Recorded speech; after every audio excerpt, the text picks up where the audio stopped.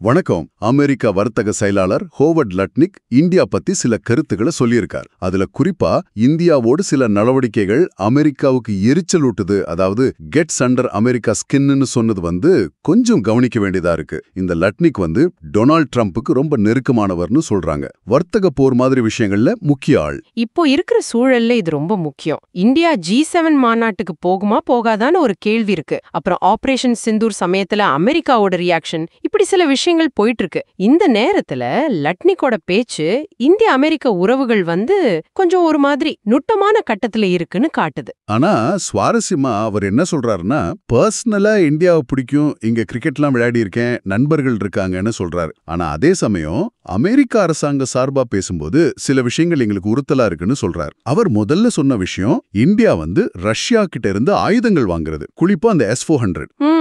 S-400. ஆமா, ரஷ்யாவோட அந்த ஏவுகணை கிளப்பு சிஸ்டம், அப்புறம் மிக் விமானங்கள், பிரம்மோஸ் மாதிரி கூட்டு தயாரிப்புகள், இதெல்லாம் அமெரிக்காவுக்கு பிடிக்கலன்னு சொல்றாரு. அந்த கெட்ஸ் அண்டர் தி ஸ்கின்ங்கிற வார்த்தை பிரயோகம் சும்மா சொல்லியிருக்க மாட்டார் இல்லையா? நிச்சயமா இல்ல, நல்லா யோசிச்சுதான் சொல்லியிருக்காங்க. என்ன சொல்றோன்னு தெரிஞ்சுதான் சொல்றாங்க. இது ஒரு நேரடியான விமர்சனனே சொல்லலாம். தூதரக மொழி மாதிரி இல்லாம கொஞ்சம் ஓப்பனாவே சொல்றாங்க. ரெண்டாவதா அவர் சொல்றது பிரிக்ஸ் கூட்டமைப்பு. இந்தியா அதுல ஒரு உறுப்பினர். ஆமா, பிரேசில், ரஷ்யா, இந்தியா, சீனா, தென்னாப்பிரிக்கா, இப்போ இன்னும் சில நாடுகள் சேர்ந்திருக்கு. இந்த அமைப்பு அமெரிக்க டாலரோட ஆதிக்கத்தை குறைக்க பாக்குதுன்னு அவர் நினைக்கிற மாதிரி தெரியுது. ஆனா இங்க ஒரு முரண்பாடு இருக்கு பாருங்க. நம்ம வெளியுறவு அமைச்சர் ஜெய்சங்கர் பல தடவை சொல்லியிருக்கார், இந்தியாவுக்கோ ஏன் பிரிக்ஸுக்கே கூட டாலரை பலவீனப்படுத்தணும்னு எந்த எண்ணமும் இல்லைன்னு தெளிவா சொல்லியிருக்காரு. ஒருவேளை டாலர் மதிப்பு குறைஞ்சா அதுக்கு அமெரிக்காவோட கொள்கைகள் தான் காரணமா இருக்குமே தவிர நாங்க இல்லைன்னு சொல்லியிருக்காரு. ஆனாலும் அவங்களுக்கு அந்த சந்தேகம் இருக்கு. இந்திய அமெரிக்கா வர்த்தக ஒப்பந்தம் பத்தி பேசும்போது கூட இந்தியா கடுமையா முயற்சிக்குது அப்படின்னு சொன்னதும் கொஞ்சம் ஒரு மாதிரி தான் இருந்தது. சரி, இப்போ நாம மத்த பக்கத்தை பார்ப்போம். அதாவது அமெரிக்காவுக்கு இந்தியாவின் சில விஷயங்கள் உறுத்துதுன்னா இந்தியாவுக்கும் சில கேள்விகள் இருக்கும் இல்லையா? கண்டிப்பா. என்ன கேள்விகள்? முக்கியமா அமெரிக்கா ஏன் பாகிஸ்தானை இந்த அளவுக்கு ஆதரிக்கணும்? பாகிஸ்தான்ல என்ன நடக்குது? அமெரிக்கா கொடி, இஸ்ரேல் கொடி எல்லாம் எரிக்கிறாங்க. KFC, பெப்சி மாதிரி அமெரிக்க கம்பெனிகளை புறக்கணிக்கிறாங்க.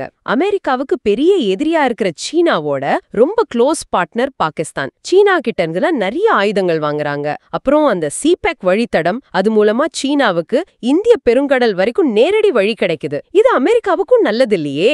ஒசாமா பின் லாடன் மாதிரி ஆட்களுக்கு அடைக்கலம் கொடுத்த நாடு வேற. இவ்ளோ பிரச்சனைகள் இருக்கு, இவ்ளோ அமெரிக்க எதிர்ப்பு இருக்கு. அப்படி இருந்தும் அமெரிக்கா பாகிஸ்தானுக்கு F-16 போர் விமான பராமரிப்புக்கு கிட்டத்தட்ட $400 மில்லியன் உதவி செய்யுது. அப்புறம் IMF, உலக வங்கி மூலமா வேற உதவிகள் போகுது. இது இந்தியர்களுக்கு மட்டும் இல்ல, சில அமெரிக்கர்களுக்கே புரியலன்னு அந்த வீடியோல சொல்றாங்க. இதுக்கு என்ன காரணமா இருக்கும்னு நினைக்கிறீங்க? பாகிஸ்தான் இஸ்ரேலியே அணு ஆயுதம் மிரட்டல் செஞ்சிருக்கு. இதெல்லாம் அமெரிக்காவுக்கு தெரியாதா? ஒருவேளை பாகிஸ்தானோட புவிசார் அரசியல் முக்கியத்துவம் ஒரு காரணமா இருக்கலாம். அது ஆப்கானிஸ்தான், ஈரான் பக்கத்துல இருக்கு. ஆனா இப்போ இருக்கிற நிலைமையில கூட அந்த அளவுக்கு ஆதரவு தேவையாங்கிறது தான் கேள்வி. இந்த ஆதரவை குறைச்சிக்கலாம் இல்லையா? பாகிஸ்தானுக்கு அமெரிக்கா செய்யற உதவிகள் தங்களோட பாதுகாப்புக்கு ஒரு அச்சுறுத்தலா இருக்குங்கிறத இந்தியாவும் இன்னும் கொஞ்சம் அழுத்தமா தயங்காம பேசணும். இது அதுக்கான நேரம்னு அந்த வீடியோல சொல்றாங்க. ஏன்னா அது நேரடியான பாதுகாப்பு சம்பந்தப்பட்ட விஷயம். ஆக மொத்தத்துல லட்னிக்கோட பேச்சு ரஷ்யா, பிரிக்ஸ் விஷயத்துல அமெரிக்காவுக்கு என்ன அதிருப்தி இருக்குன்னு காட்டுது. அதே சமயம் அமெரிக்காவோட பாகிஸ்தான் கொள்கையில இருக்கிற முரண்பாடுகளையும் இது வெளிச்சம் போட்டு காட்டுது. சரி, அப்போ இங்க நாம முடிக்கிறப்போ நேயர்களுக்காக ஒரு கேள்வி. இந்த மாதிரி ரெண்டு தரப்புக்கும் இடையில இருக்கிற உறுத்தல்கள் இப்போ ஒரு அமெரிக்க உயரதிகாரியாலேயே இப்படி வெளிப்படையா பேசப்பட்டிருக்கு. இது எதிர்காலத்துல இந்திய அமெரிக்க உறவுகளோட போக்கையும் அவங்க பொதுவெளியில பேசிக்கிற விதத்தையும் எப்படி மாத்தும்னு நீங்க நினைக்கிறீங்க? இது நீங்க கொஞ்சம் யோசிச்சு பார்க்க வேண்டிய ஒரு விஷயம்.